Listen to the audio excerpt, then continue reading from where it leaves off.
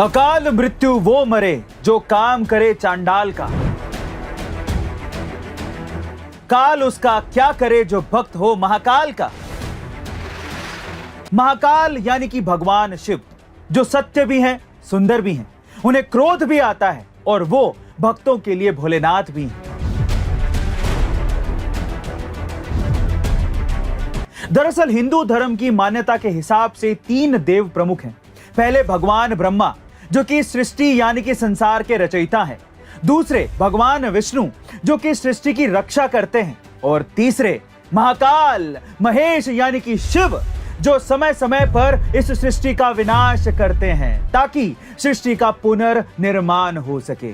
कहा यह भी जाता है कि शिव के आनंद तांडव से सृष्टि अस्तित्व में आती है, लेकिन उनके रौद्र तांडव से सृष्टि का अंत हो जाता है। इसलिए हिंदू धर्म में शिव पुराण के अनुसार भगवान शिव को देवों का देव महादेव कहा जाता है। और कहा यह भी जाता है कि अगर आपको भगवान शिव के बारे में जानना है तो सबसे पहले आपको उनके 12 ज्योतिर्लिंग के बारे में जानना जरूरी है, क्योंकि मान्यता है कि भगवान शिव स्वयं इन 12 ज्योतिर्लिंगों में विराजमान है।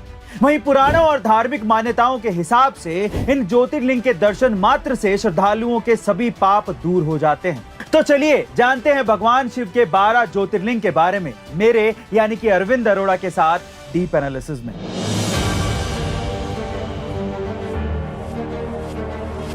तो चलिए भोलेनाथ का नाम लेके इस वीडियो को शुरू करते हैं और उनके ज्योतिर्लिंगों के बारे में जानते हैं। सबसे पहले है सोमनाथ का ज्योतिर्लिंग। ये ज्योतिर्लिंग गुजरात के सौराष्ट्र क्षेत्र में अरब सागर के तट पर स्थित है।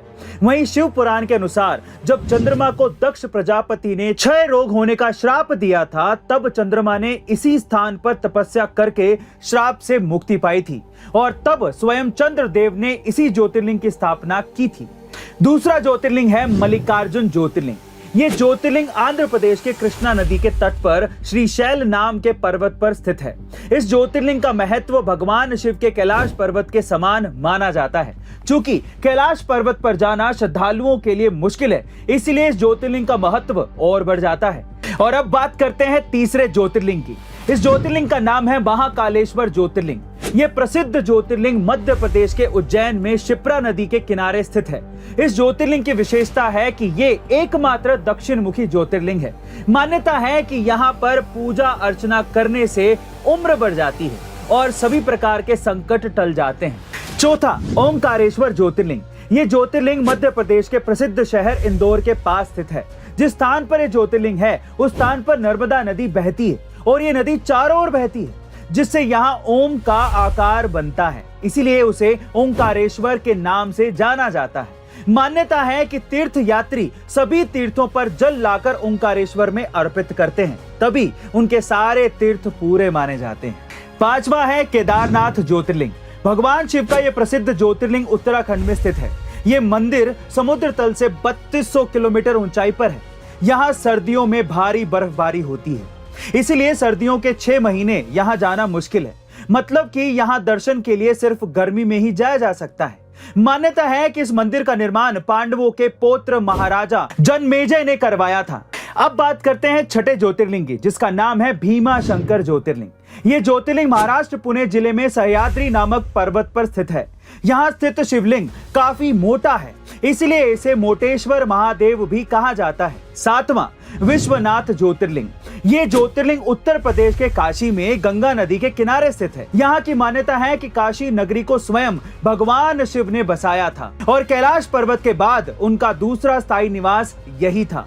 कहा यह भी जाता है कि काशी भगवान शिव के त्रिशूल पर टिका हुआ है। आठवां त्र्यंबकेश्वर ज्योतिर्लिंग। ये ज्योतिर्लिंग गोदावरी नदी के किनारे महाराष्ट्र राज्य के नासिक जिले में स्थित है।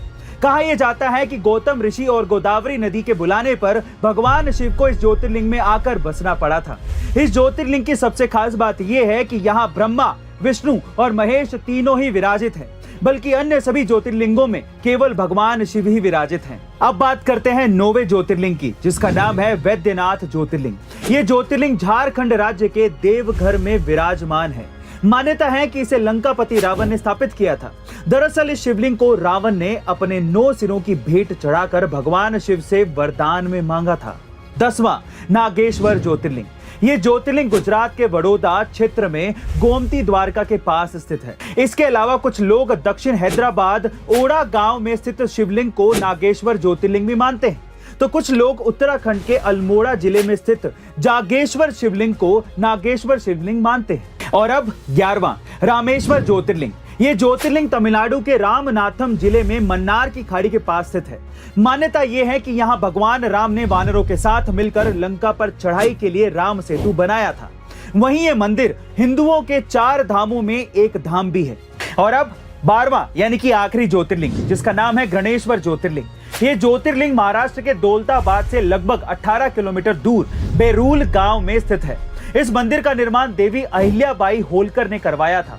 वहीं ये स्थान पूरे भारत में शिवालय के नाम से भी जाना जाता है। तो दोस्तों, ये थे भगवान शिव के वो 12 ज्योतिर्लिंग जो सिर्फ भगवान शिव के स्थान ही नहीं बल्कि हमारी संस्कृति और भारतीय धरोहर का एक अंग भी माने जाते हैं। इसलिए गाइस, अगर आपको ये वीडियो अच्छी लगी हो तो हमारे चैनल को सब्सक्राइब कर लीजिए, वीडियो को लाइक करिए और इसे शेयर करिए, क्योंकि हम आपको हमारे इस चैनल पर इसी तरह के और वीडियोस लाकर देते रहेंगे। तो मिलते हैं हमारी अगली वीडियो में, तब तक के लिए हर हर महादेव।